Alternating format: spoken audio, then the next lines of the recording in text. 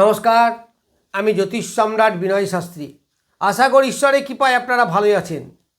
আজকে আমার ভিডিওর আলোচ্য বিষয় যে রবি আগামী 14 ফেব্রুয়ারি 2026 কুম্ভ রাশিতে যাচ্ছে। তাহলে এই কুম্ভ রাশিতে রবি যাওয়ার ফলে কোন কোন রাশির জাতক জাতিকারা বেনিফিটেড হবেন আর কারাই বা লুজার হবেন সেই সম্বন্ধে কিছু বলবো।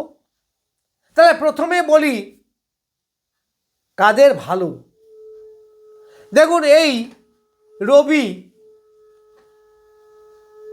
মেষ রাশি বা লগ্নের পঞ্চমপতি, তাহলে পঞ্চমপতি সর্বদাই শুভ। এই পঞ্চমপতি যাচ্ছে কোথায়? একাদশে। দারুণ ভালো। তাহলে পঞ্চমপতি যদি একাদশে যায় তাহলে সে আছে কোথায়? 23 নক্ষত্রে। তারপরে নক্ষত্রটাও কিন্তু তার মিত্র নক্ষত্র, মঙ্গলের নক্ষত্র। মঙ্গল আবার আছে তুঙ্গ ক্ষেত্রে অবস্থায়।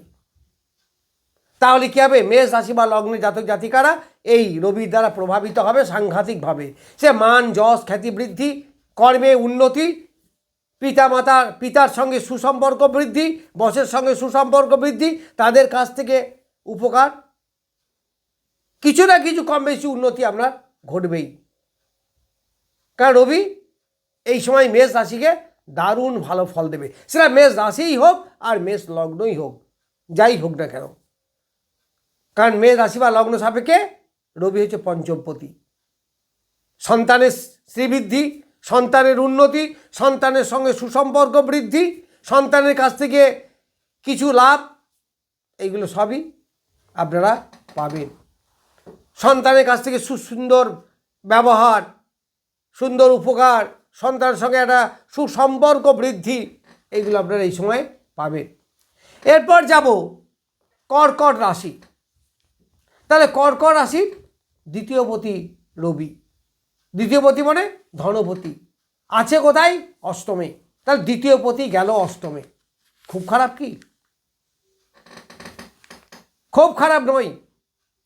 কারণ অষ্টম ঘরটাকে আমরা নেগেটিভ বলে বলে একটা ভীতির সৃষ্টি করে ফেলেছি।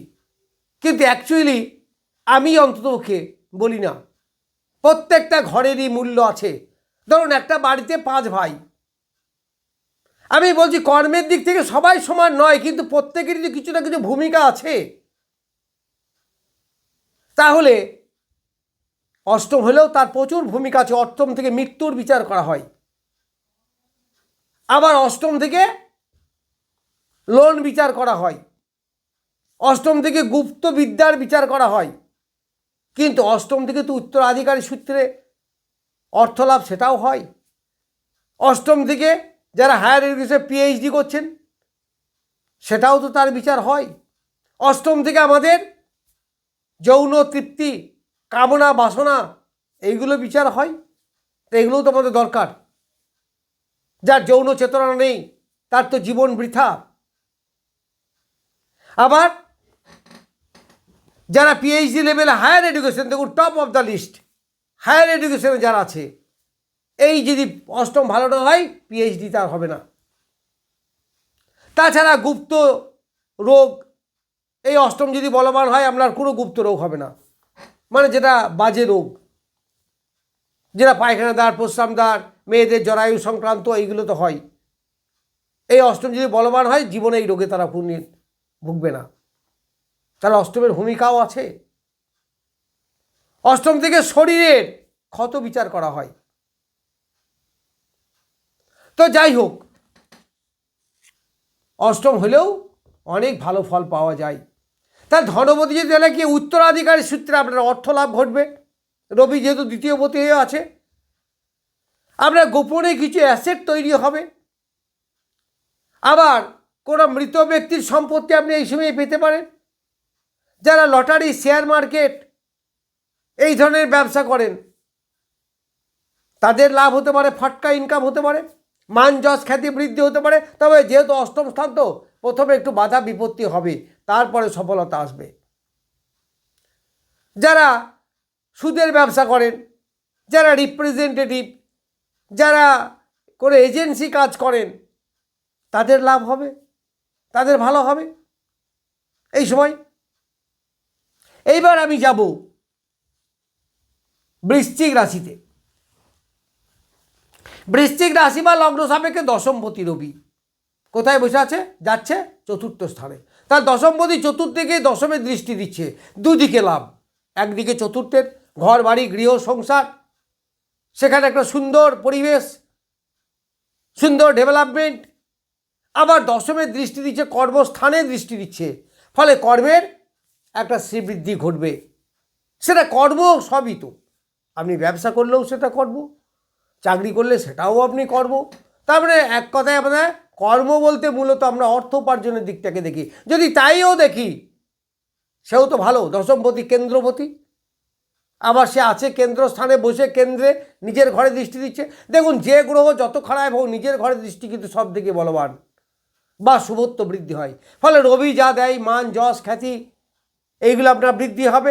বংশের উজ্জ্বলতার কোনো প্রমাণ আপনি এই সময় পেতে পারেন। বংশের ডেভেলপমেন্ট হওয়া, এইগুলো আপনি পেতে পারেন। এই সময় মাথা কাজ করবে বেশি, কারণ চতুর্থ স্থানে বসে আছে। এবার চতুর্থ থেকে আমাদের সুখ বিচার করা হয়, তাহলে কী হবে? কর্মের সুখ, সেটা আপনি ব্যবসায় করুন আর চাকরি করুন আর যাই করুন না কেন, সেখানে আপনি একটা সুখ লাভ করতে পারবেন। মাতৃদেবীর সঙ্গে সুসম্পর্ক বৃদ্ধি, মাতৃদেবীর কাছ থেকে একটু আদর ভালোবাসা পাওয়া, এইগুলো আপনারা দেখবেন এই সময় বৃদ্ধি হবে। এইবার আমি যাব ধনু রাশিতে। তা ধনু রাশি সাপেক্ষে নবমপতি, ধনু রাশি সাপেক্ষে নবমপতি রবি। এই রবি যাচ্ছে কোথায়? তৃতীয় স্থানে। দেখুন, রবিকে আমরা অনেকে আবার অশুভ গ্রহও বলে। সেটা কেন বলে, সে তার একটা ব্যাখ্যা আছে, বলবো পরে। তাহলে তৃতীয় যদি যাচ্ছে নবমপতি মানে কি? ভাগ্যবতী। তৃতীয় যাচ্ছে, তৃতীয়তে বসা মানে তৃতীয় সমস্ত কিছুকে ডেভেলপ করা, ভালো দিকে টার্ন নেওয়া। তাহলে তৃতীয় থেকে আমাদের এনার্জির বিচার হয়, তৃতীয় থেকে আমাদের আয়ুর বিচারও হয়, তৃতীয় থেকে হাতের কাজের বিচার হয়। এরকম ধরনের তৃতীয় থেকে প্রোডাক্টিভ যারা ব্যবসা করেন, যারা আর্টিস্টিক নেচারে কাজ করেন, এমনকি মেয়েদের রান্নাবান্না করা, সেটাও তৃতীয় থেকে বিচার হয়। তাহলে এই জায়গাগুলো আপনার ডেভেলপ হবে, অর্থাৎ কর্মের প্রতি এনার্জি আপনার বাড়বে, আপনার শরীর স্বাস্থ্য এই সময় ভালো থাকবে। যারা মাধ্যমিক হায়ার সেকেন্ডারি পরীক্ষা দিতে যাচ্ছে, তাদের পক্ষে বেশ ভালো, বেশ ডেভেলপমেন্ট হবে। এইগুলো আপনি সব পাবেন এই তৃতীয় স্থান থেকে। আবার রবি কী করছে? স্বক্ষেত্রে দৃষ্টি দিচ্ছে, তার নবমে দৃষ্টি দিচ্ছে। ভাগ্যের একটা পরিবর্তন, পিতার সঙ্গে সুসম্পর্ক বৃদ্ধি, পিতার উন্নতি লাভ হওয়া, এইগুলো আপনি সব এই সময়ে পাবেন। এইবার আমি যাব মীন রাশি বা লগ্ন। তা মীন রাশি বা লগ্ন সাপেক্ষে লগ্নপতি এবং দশমপতি। তা লগ্নপতি এবং দশমপতি কোথায় আছে? ষষ্ঠে। ষষ্ঠ থেকে আমাদের কী বিচার হয়? শুভ গ্রহ যদি ষষ্ঠে যায়, তাহলে দেখবেন তাদের খুব সহজে তাড়াতাড়ি চাকরি পায়, প্রথম কথা।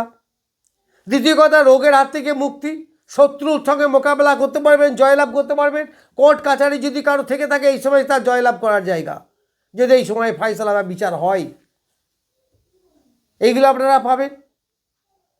আবার এই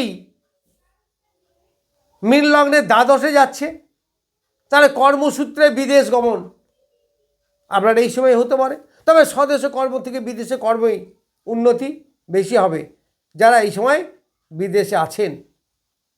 তাহলে আমি এ পর্যন্ত মেষ লগ্ন, কর্কট লগ্ন, ধনুর, সিংহ লগ্নটা বলতে ভুলে গেছি।